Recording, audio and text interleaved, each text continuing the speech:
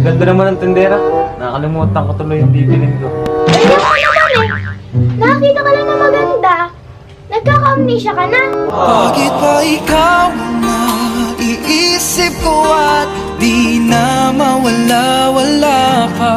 Kahit na alam ko na ang puso mo ay may mahal na ngang iba. Tagal ah. Hindi na pa ako nag-aantay dito eh. Tama yan. Mag-intay ka, mag-effort ka. Dahil kung mahal mo talaga siya, mag-aantay ka kahit gaano pa katagal. Hihintay ako sa iyong pagbabalik. Nandito lang ako, ano man ang mangyari.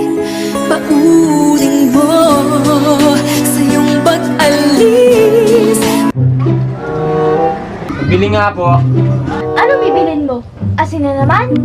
Tapos sasabihin mo, lalagyan mo ng P at N para mapalusin kita? Wala kaming tindang asin! Ba't di mo pagbigyan ang pag-ibig ko?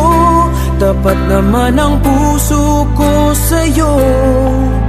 Bigyan sana ako kahit konting pagkakataon. Pabili na lang ng toyo. Ano naman ang gagawin mo sa toyo? Papalitan ko ng A, yung unang O, para maging tayo. Tayo na lang dalawa, tayo na lang magsama. Tayo na lang dalawa, tayo naman talaga. Tsaka pabili nga ng kape. Anong klaseng kape?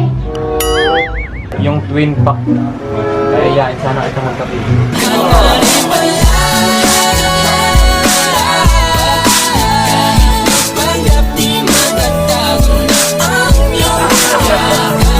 Pabili na din ng isang pansit canton. Paano mo magluto ng pansit canton? Magpainit ka ng tubig, tapos hintayin mong uminit yung tubig. Tagal ah. Oo, matuto kang mag-antay. Maghintay ka lamang, ako'y darating. Pagkat sa isang taong mahal mo. Ang bango ah. Makupay na amoy ko. Oo, ang shampoo ko kasi ay long-lasting ang bango. Long-lasting, anti-breakage, at hindi maghihiwalay.